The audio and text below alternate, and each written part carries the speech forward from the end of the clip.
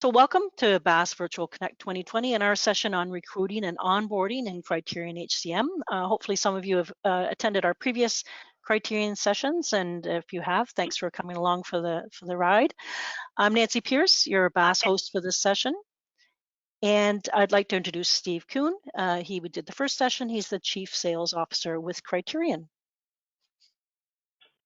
So our agenda for today, maybe you could just show that slide there. We're just going to cover off these items, but basically finding the right employees in a competitive job market's a challenge, and right now it's even more challenging. And this session will show how Criterion HCM can make it easy to publish job openings to your company website and job boards, and then manage the applicant data through the various stages of the recruiting process and right on through onboarding that successful candidate. I'd just like to remind you that all attendees are in listen-only mode, but please post your questions during one of these methods during the session and we'll respond at the end.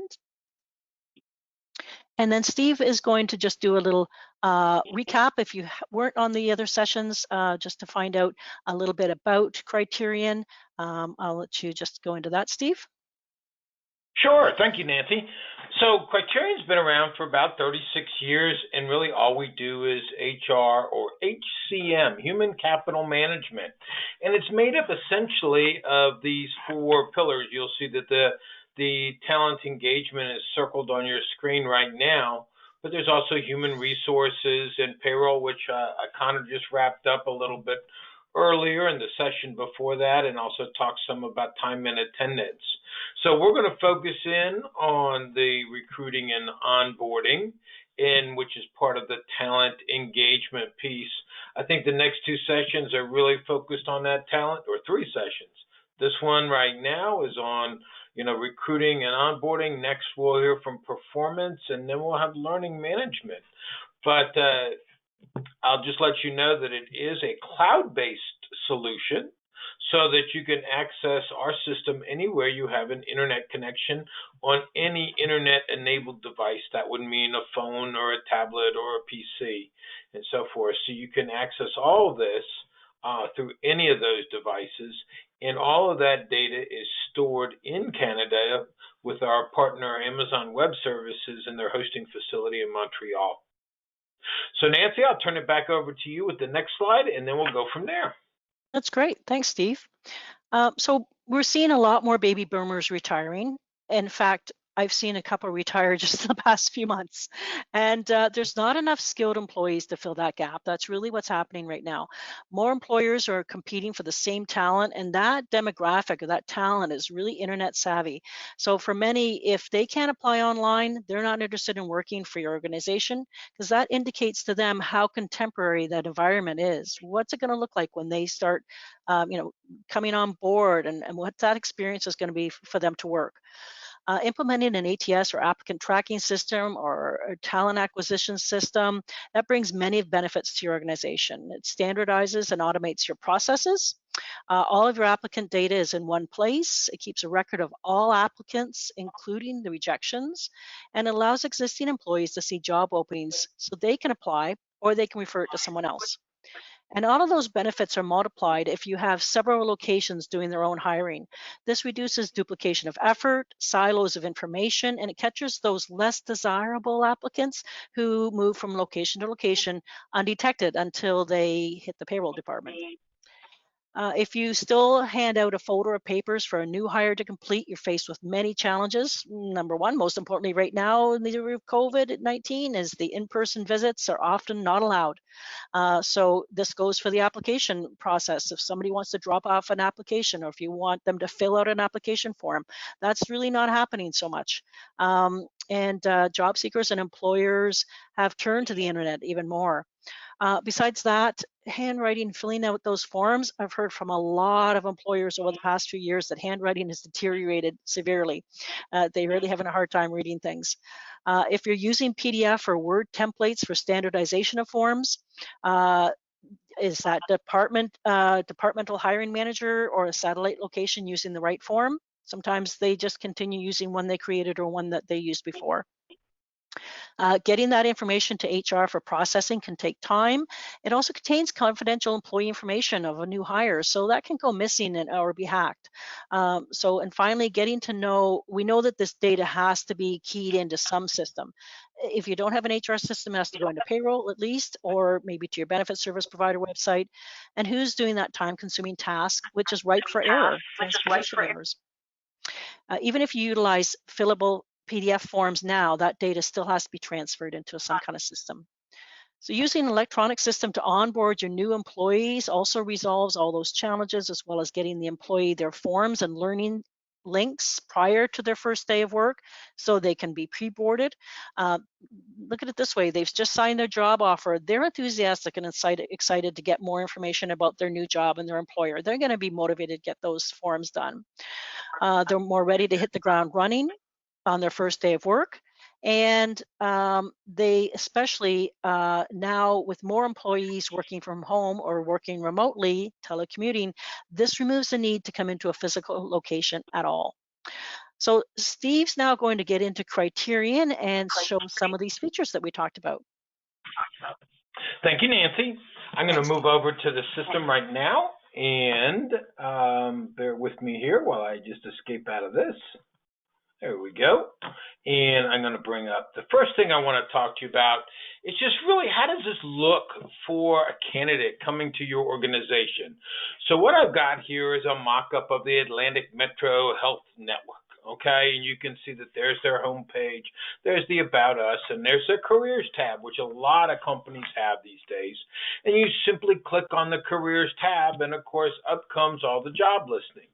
Now, around here, there's all this white space, and this is up to you because all we need is this little box in the center so that we can collect information on when people apply for the particular position. Now you'll see up here that they're able to search, or they can, resort the columns so that they can have an easy way of navigating the number of different postings that you have. And when they come across something that looks of interest, they simply hit the view, and it lists the information about the position.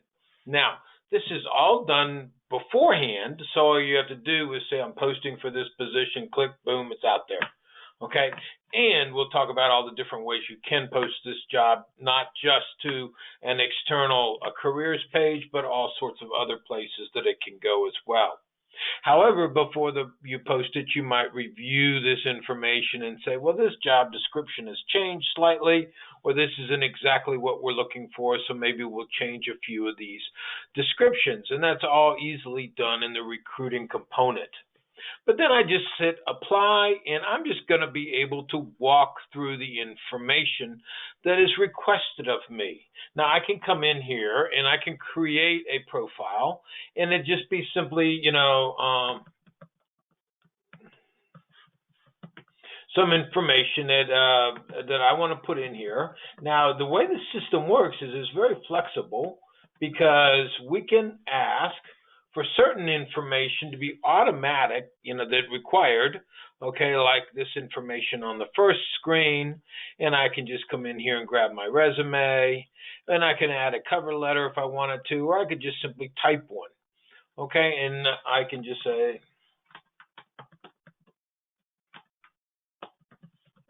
now, when I get done here, it's very easy for me to simply just say, I'm done. That's all the information you need me to give you about this job, just a way to contact me. All right, that's great. And then just hit next. Hans is going to get a nice little email that says, hey, thank you, Hans, for applying for the work order coordinator position. We'll review your resume and get back with you if we think there's a good match. But the other thing could be is you're going to ask them questions. Now, some companies will call these knockout questions. The ability to go there and collect additional information. How did you hear about us? Well, how are you authorized to work here? Do you require sponsorship? Do you have an active CDL? So if you have an active commercial driver's license, tell us when it expires. Okay, and so when it expires, all right, well, that's great. Well, if you've got one that expires in that time frame, send us a copy of it. Take a picture of it and put it on, attach it here. All right, and then maybe there be some other specific requirements. about the job itself. Can you lift more than 25 pounds, and can you stand on your feet 6 hours a day? Okay, great. That might be for this particular job just some additional information that you might want to collect in order to determine if this person is on that path. So they hit submit, and they go get that same email. Hey, thank you very much. Appreciate your applying. Now, or you could create even more additional information. And all of these things are just the way for you to come in and get as much information as you want. These can be fill-in fields. They can be drop-down menus. They can simply come in and you can just simply type away and include additional information like right here that'll eventually come into the information about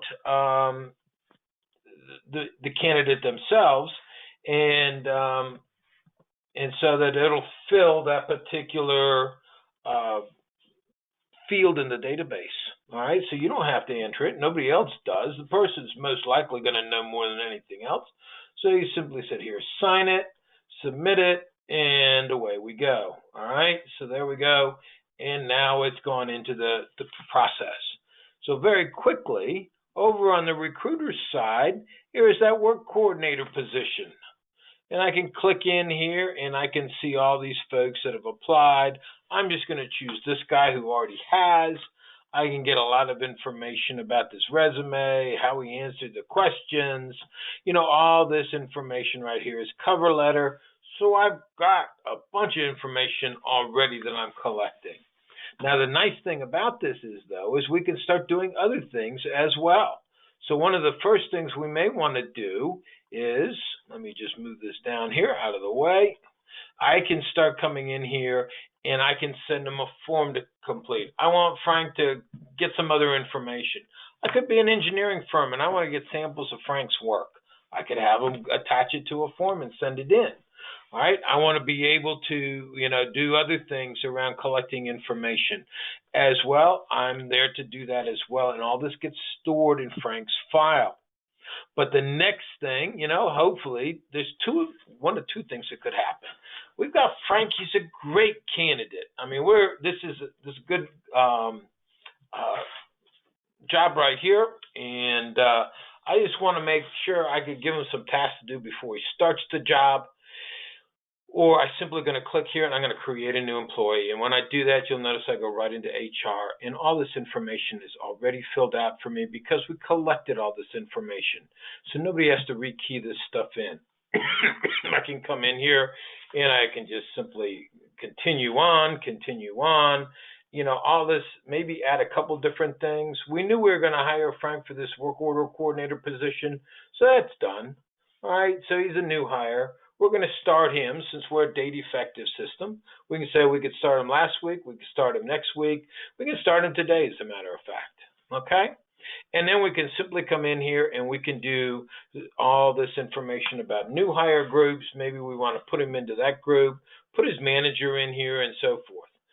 But the next step is easily getting him to do these onboarding tasks. Here's the pain. All you have to do, or all you need to do, is send him a list, give him a folder, right? Give him a folder of all that data that you need to do. So I'm going to come in here, and I'm just going to simply come in here and give him the candidate folder. And it lists out all those things that I want him to do. I want him to complete his TD1, sign his code of conduct, put his information in for direct deposits. You can see all these different things. Go see this other fellow about a key card to get into the facility. Boom, I'm done. I mean, all I have to do now is click and save, and all that information is sent to this guy. All right, so for Frank, that's done. And there I go. And I've created a new employee in the matter of less than a minute. All right, and he's ready to go. Now just set up a security profile for him, and what it looks like is that this guy has already got him. He's coming into self-service. And if you come down here, these are his little tasks. This is just what he saw. Complete your TD1, sign your code of conduct, put your banking information in. These are things that are already set to go for him. So if he comes in here and says, like, oh, okay, I got to sign my code of conduct because that's in red. Okay, those are based on the due dates, that I have established. So I can come in here, I can put a signature in, you'll see it automatically fills things. I put the date in here, and I can even put a location and so forth. But this is a form that I built myself in the system, okay, so that I can use my own forms, okay, or I can use PDFs that we're already using today. I just want to import them in, and I'll show you one in just a second, that I just want to import one in, and then I can submit this form.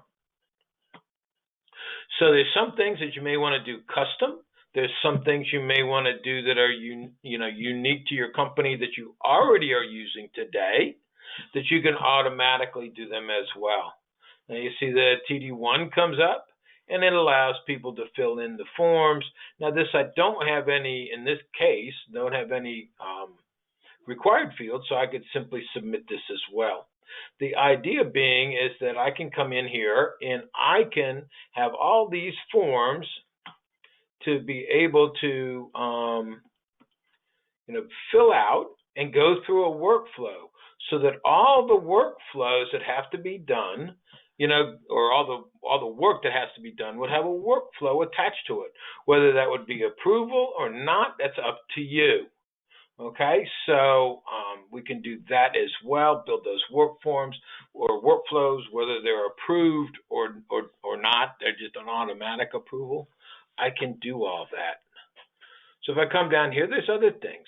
Well, I want to make sure that you've got your banking information in. So that's great. Here, go to the page, click on that, go to the page that has your banking information. Boom, up it comes. Add your banking information. Okay, simple as that. The information is presented to them. Now you as an administrator may say like, well, yeah, but I still need to keep tabs on them. Fine. All right, because what you have is a dashboard that's going to tell you how many overdue tasks there are. You'll see up in the upper right-hand corner for overdue onboarding tasks. Or you might have another one you say like, I need to know who those people are that just aren't getting this stuff done. So I could set up another one that just says onboarding overdue tasks, and boom, up they come. And here's our most egregious offenders. Ryan Adams and Sydney Prescott have the most things outstanding that they have not completed. I can get automatically, alerts, reports sent to people if I need to do that in the system as well. But the whole idea is there is a process that not only gets you to, standardize on your recruiting, your job postings, right? And as well as if you have a diverse population out in many different provinces, the idea is being able to also maintain some control. Okay? So you can do that control by using positions. So when you use positions, just very briefly, we're going to pull up a particular position here, and we're just going to take a look at it, because you can control, even as an administrator, what's going on in the recruiting process from a standpoint of the number of full-time equivalents. What that means simply is that people can't hire more than 15 full-time equivalents for this particular administrative support specialist. Okay, and if you want to, you can also come in here and put the salary range or the pay range in which you want this position to be done at. So you could say between $17.30 and $30.31 an hour must be paid for this position. That allows you to maintain some control over the fact that you are, posting for a particular job, okay, but you want to maintain control over both the rate of pay and the number of headcount while you're in Toronto and this is being posted out in Calgary. Okay. So that's just a little bit about what that can do. And then we can talk a little bit more about these onboarding and offboarding tasks, because these are just tools that allow you to make things flow easier. So Steve, being able to come in here. Sorry. Yep. Steve, I was going to say, before you leave that screen, can you just pop back for a sec and just show the recruiting on that position, just to show where they can actually Absolutely. just so they can put the job description in there, paste it in. however your Yep. format is for the, a lot of people have this already, and they can just pop that right in. And that's what's going to show on the posting. Since we're here, just a comment on the system in general. You'll notice here that I have security clearance in my demo. Okay, most companies aren't going to require security clearance as a question in regards to a job posting. Well, that's fine. We have what is called custom localization, which allows you to go in and change security clearance to read whatever you choose it to read. Maybe it's something about driver's license, maybe it's something about a skill, whatever that might be. And then you're able to alter this menu to display what you want it to display as far as your choices. So the whole idea is the fact that you can take the system and make it your own. Okay? So, Nancy, I think I've got about 5 minutes left. So if you want to just talk about some things that maybe I missed in the general overview that you might want to drill into a little bit more. How about showing the candidates? Sure. Mm-hmm. Okay, so let us go back here and just simply navigate over to the recruiting module. And you'll see here that there are the candidates. Now, these are all the candidates that have applied. Now, you're able to maintain all these candidates for as long as you have the system. We don't delete anything, so that you can always find candidates. Now you have the ability to look at this particular person. They've applied at 3 jobs and so forth. But you can also, and this is true across all of our product, look at all these different columns or say, I don't really need to know their phone number. So I remove that out of the list. Okay, I can group by a field and so forth. So I have a lot of flexibility. But then let's say, hey, I want to find somebody that might have a skill. I'm not sure that I have this skill, but let's just see. There we do. We find somebody that's speaking Spanish. So we just drill in there and we find all Spanish-speaking candidates. We can look at last applied. We can even go further and say, I know this person used to work for XYZ company, at some time, or I need to find somebody, within a certain distance of a certain, postal code, and see who are the candidates that are out there. That's great. Thanks, Steve. So I think at this point, we should probably move into some questions because I know we've got that break coming up. And I do see that Haley's posted, can we cross post job postings with common job search websites? Absolutely. So one of the ways you can do that is simply come in here and under your job posting, here you go, right? This is that work order coordinator that we had earlier. And you'll notice this publish button. Well, this would list all the particular job sites maybe that you have, and all you need to do is simply say add and add and add. Because you might find that Indeed is a really good source for this type of job, but ZipRecruiter is not. So no point in posting it to ZipRecruiter when Indeed works just fine. That's great. Another question, can our staff refer potential candidates? Yes, they can. Because at any time, you can just simply come in here and add candidates directly into the system. They don't have to go to the job posting in order to do that. Great. And also, that reminds me about self-service and how employees can see job postings so they themselves would have access. That's true, as well as hiring managers also have access, whether it's on self-service, in the portal, or whether it's simply on their phone. They're able to drill into that particular job posting, and you'll see that we just might have that particular job up there, and we can see all the people who've applied for it. Okay. So they can see all that information directly on their phone, and employees can see it in the internal job posting portal. That's great, and I think that answers another question that we had there about an internal job board for them to look first. And Now, the last question that we have, are we able to add job postings to our existing website, or is this a new page when you showed the web page? So when we're looking here at this particular site, this is actually to your existing page. So it can be embedded into their existing careers page. Correct. Exactly. Okay. Any other questions, Haley, that we haven't seen? The only other question is related to the functionality. Is this part of the main Criterion system, or is this an additional module? So this is part of the talent suite. The talent suite includes, there's onboarding, recruiting. Okay, it also has coming up with Ken on performance, and then also learning management are all included in that talent management module. Right.